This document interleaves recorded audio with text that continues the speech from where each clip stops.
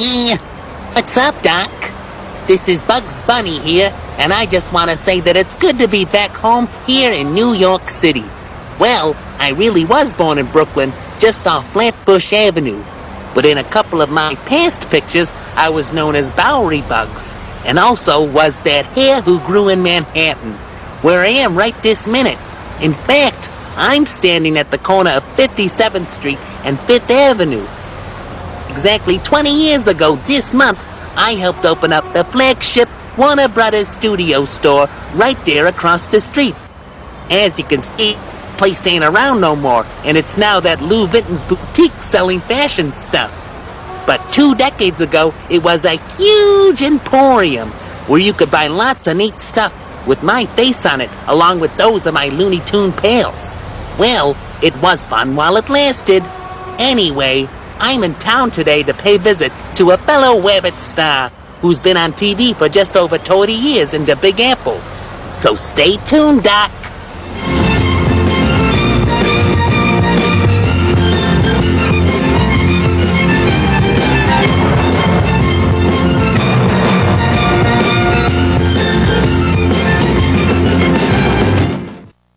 Hi everybody, T Rabbit here, and welcome to a very special show that I've been looking forward to doing for a very long time.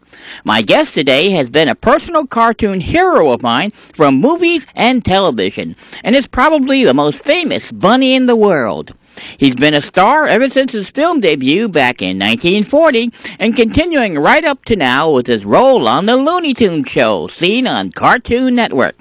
And so, it is my honor and privilege to welcome to the studio that Oscar-winning rabbit, Bugs Bunny!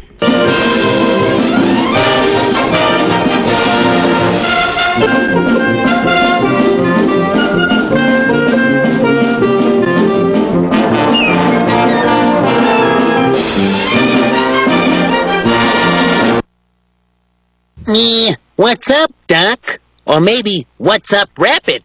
Great to be here. It's always nice to be among fellow rabbits. Well, thankfully it's not rabbit season, but for Elmer Fudd's sake, because then he'd have to put up with the both of us.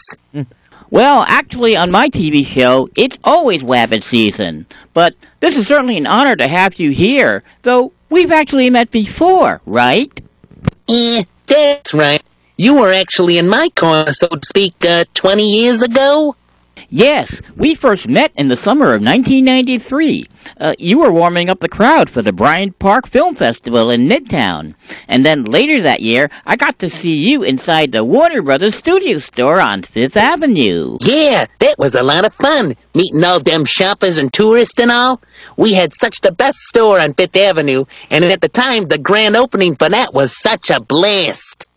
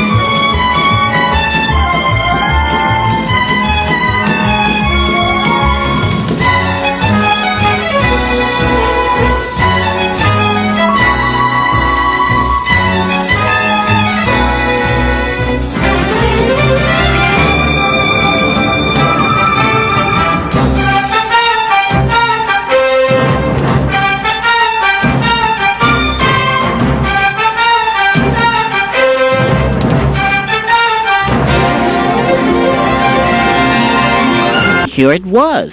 Didn't you meet NBA basketball player Michael Jordan there from the Chicago Bulls on that opening night? Yeah, Doc. This was between the time I did that TV commercial for his sneakers, but before we co-starred in the movie Space Jam. I'm still amazed just how tall he is in real life. Pictures of our store meet and greet went across the country via the press.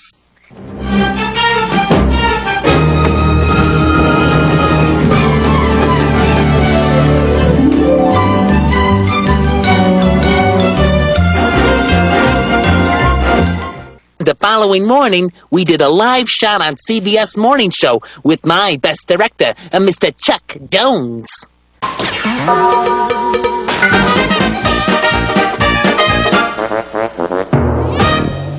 That's Bugs, Wile E. Coyote, Tweety, Sylvester, they're all at the brand new Warner Brothers mega store here in New York City. I wonder, does it keep you young to be surrounded by that sort of craziness? Well, if you think 81 years old is staying young, you're it's very kind of you. I appreciate that, Harry, as I can. You may not believe it, but all of our characters have a skull. So if you're doing Bugs Bunny, you put the ears on first, because otherwise you'll have to bend them over. Yeah. So this is what old Bugs looks like. For starters, then he has these nice cheeks. I call them Sonia Henne cheeks. Because remember when old Sonia Henne, if anybody doesn't remember her. We do remember. Well, when she smiled, her cheeks were so round that you can only see this much of the smile, see? So when you're drawing Bugs Bunny, you make a little bitty thing here, and it goes, and then the eyes usually go at the same angle as the ears, which gives you that sort of impish look, you know?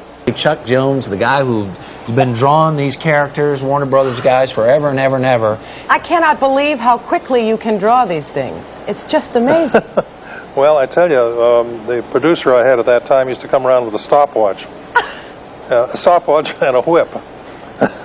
And how many, in a given day, how many cells in the old days were you expected to crank out? Well, they dealt in feet, which is, say, 35 feet. Today, an animator can probably do 10. Wow. But of course, I was paid $35 a week. Well, that was plenty. That was $1. Yeah. Hey, do you have a favorite? Very fortunate. Do you have a favorite? Well, let me put it this way. If you have a bunch of children, you're going to have a favorite. But if you value your health, you won't let the others know which one it is. Not especially with those guys behind you like that. Well, that's the way I feel. You know, if I'm drawing Bugs Bunny, Take care, Chuck. Thanks a lot. Oh, I'm sure you had quite the time at the store. And this was even a couple of years before the Disney store opened, a few blocks away. Yeah, you know, even way before Disney opened up on Fifth Avenue, I had this running gag going, see? Every time someone entered the store wearing any clothing with a picture of Mickey Mouse, I would strongly encourage them to buy something with my picture on it. That always got a few laughs. Until one day, the store manager told me to knock it off after that stunt of mine got talked about on some radio station here. What was it? Z100, I think? Yes, I heard that story too. The DJs got quite a good laugh talking about it, saying you showed some customer the door over that. Oh, nah, I'd never do that. But I guess it made some good chatter for the listeners on that radio station. And the store didn't want that kind of publicity. So that was the end of the No Mickey's gag. Then, ironically, the Disney store outlasted the Fifth Avenue Warner Brothers store, right? Yeah, after what was that, America Online merged with Time Warner. Big companies often cut costs. And the Warner stores were the first victims of that. They said the place had plenty of browsers, but not so much buyers. I guess the merchandise was a bit on the pricey side, but it was still quality stuff. And it was the only place where anybody could meet me in person every week for free admission. That's what I really miss about the store. But you know, even after the stores, you did do some free meet and greets here in Manhattan, didn't you? Yep, I remember doing a few appearances at summertime street days in Manhattan and Queens for Time Warner Cable. And Sylvester and Daffy did a few of those too. Of course. I was the one who helped set those up for you. Oh, hey, that's right. I remember I kept hearing some other rabbit was working through cable TV to get me to stay in New York. So that was you. Really? Hey, I really appreciate that, Doc. Sure. It was always fun seeing you here in New York, so I did what I could to keep you around a little bit longer. But eventually, those gigs ran out for you too, so your fans had to see you elsewhere still. That's right. Me and my Looney Tune pals have been appearing at Six Flags theme parks for a bunch of decades now, and we still do. I guess for your audience, that would mean Great Adventure in New Jersey. We do several shows there daily throughout the season, so that's where me public can still see me and my friends out in Poison. So, aside from personal appearances, you're still keeping busy on screen, haven't you? I remember in the middle of your gig at the store, you co-starred with Michael Jordan in Space Jam, and then you did one other major motion picture nearly a decade later. Oh yeah, that was Looney Tunes back in action. Brendan Fraser and Jenna Elfman. You know, ever since I cameoed in Roger Rabbit's movie, putting tunes in the same picture as real humans had been some sort of a fad. Well, I guess that beats making a movie starring me that's just a bunch of my older cartoons strung together to fill an hour and change, if you know what I mean. Yeah, like the Bugs Bunny Roadrunner movie, and Friz Freeling's Looney Bugs Bunny movie, and 1001 Rabbit Tales. Say, did you know that 2013 is also the 25th anniversary of Roger Rabbit's movie? Oh yeah, I actually did call him up in Toontown and congratulated him on that. We still sort of keep in touch, but I have to keep that kind of private, you know, with all the lawyers and stuff. I remember how complicated it was just getting me signed into his picture. I even recall how Roger himself had to deal with two sets of lawyers, one for Spielberg and the other for Disney. What a bunch of maroons. I heard this past summer at San Diego Comic-Con, Roger's vocals coach, what's his name, Max Fleischer or something, appeared there and denied any sequel was in the works. You know, despite the rumors. Well, rumors do tend to fly, like when a star like yourself drops out of sight for a while, right? Yeah, but in my case, sometimes folks just forget about us tunes. We Looney Tunes were on ABC every Saturday morning for a bunch of years. Then we were on CBS Saturdays after that for some more years. Then we switched back to ABC. I thought how funny it was that in the middle of our run on our second run on ABC that Disney actually bought the network. And then it branded all the lead-in tags with the Disney logo. Except when my show came on, the Disney logo would magically disappear because we was Wanna-Toons. Then their logo would come back when our show was over. Uh-huh. Gotta love corporate mascot politics. I know all about that, unfortunately. Anyway, late in the decade, my contract with ABC ended, so the Looney Tunes went exclusively to Cartoon Network. But then, for some reason, at the end of that decade, they stopped showing me cartoons completely. To me, it felt kind of weird. You know, maybe used to being on TV practically every day somewhere in the world. But that even had an effect when I was at Six Flags, because the older folks would recognize me, but the little kids wouldn't know who I was. Now that was really loony. Lucky for us, Cartoon Network did put us on. Again. Indeed. I figured out why the network put you back on when they did, because you were actually about to appear on a completely brand new Looney Tunes show, right? That's right, Doc. And that's the name of the show, too. Right. Now, the Looney Tunes show is unlike anything you yourself ever did before on TV. Is that correct? Yup. Up till now, me and me fellow Toons did mainly slapstick toon gags for short stuff. And then we did those two features we talked about before. More action-packed scenes and trills. But this was the first time we started a full half-hour story. What do you call? Oh, a situation comedy? Yes. It's kind of interesting that this is your first TV sitcom. I have to admit, when I first watched your new show, it reminded me of The Odd Couple from back in the 1970s. Oh, you would mean with Daffy Duck as my slob of a roommate? Yeah, I can see that. He would be Oscar Madison to my Felix Unger. I get it.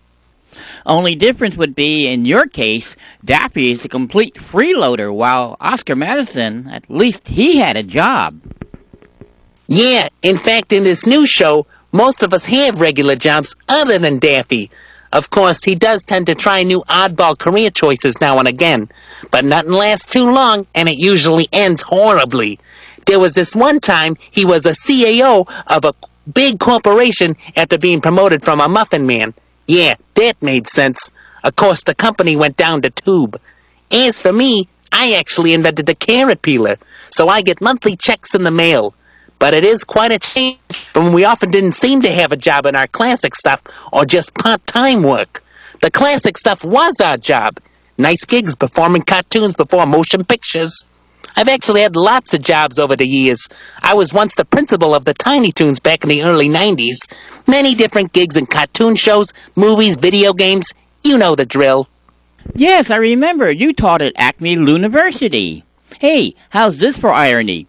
Recently, HBO has been showing the movie Quackbusters, in which Daffy Duck hires all of you to work in his paranormal enterprise. Oh, yeah, they've been playing that flick for years. Boy, that duck would do anything for a buck. You'd think he'd loin after all these years. Oh, one more thing about the Looney Tunes show. When I first started watching it, I thought there was something wrong with my TV set, until I noticed that all your fellow Looney Tune pals looked okay. Because it turns out you are actually colored purple. Why was that? Oh, another Daffy Duck get-rich scheme. He was trying to sell some kind of new shampoo, and he tested it out on me. It was called Shampurple. I should have known. Well, along with your other longtime fans, I'm so glad that you're still active in showbiz today after so many years. Aw, gee, thank you so much. I really appreciate that. Oh, and hey, I also want to congratulate you, Rabbit, for being on cable TV in New York for over 20 years in 2013. That's really quite an achievement, even for public access cable, and certainly for any rabbit. Hey, thank you too, Bugs. And I really appreciate you dropping by on the show. And some folks watching us might even remember that this is not even the first time you appeared on the show. Hey, yeah, I visited you when you were still living in that rabbit hole with the hot water heater. Where was that? Astoria, right? Oh, you remember that place. Well, my current abode is actually even smaller than that now. You know how the real estate market is here in New York. Indeed, it's enough to drive a rabbit into a hole. Or even burrow underground. And New York is a city of 5 boroughs. New York, it's the one town. The Bronx is up and the Battery's down. The people ride around in a hole in the ground. Yep, that's why I'm the Rapid Transit Rabbit here in New York. Yeah, that reminds me.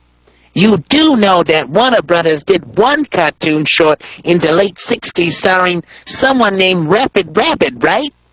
Yes, I remember him. He acted like the Roadrunner and looked like the Nesquik Bunny. What a strange combination, but no relation, I guess. You know, though, I am actually friends with the Nesquik Bunny. I'd love to have him here as a guest on the show. One thing I'd really like to remember from those years that you and I have been friends is that music video you produced with me at the Warner store. That was really so awesome. Yes, I really enjoyed doing that video with you. That was using a track by the band New Order. I did air that here on my show back then, but later when I put it up on YouTube, their Warner Music filter bleeped out the entire soundtrack, so I had to move it over to Vimeo. You know, say, for old time's sake, how would you like me to play that video again for you right now? Really? That would be so much fun. That again. Oh, please do. Okay, So ladies and gentlemen, boys and girls, a music video flashback with New Order. From 1993, here's Bugs Bunny at the Fifth Avenue flagship Warner Brothers Studio Store.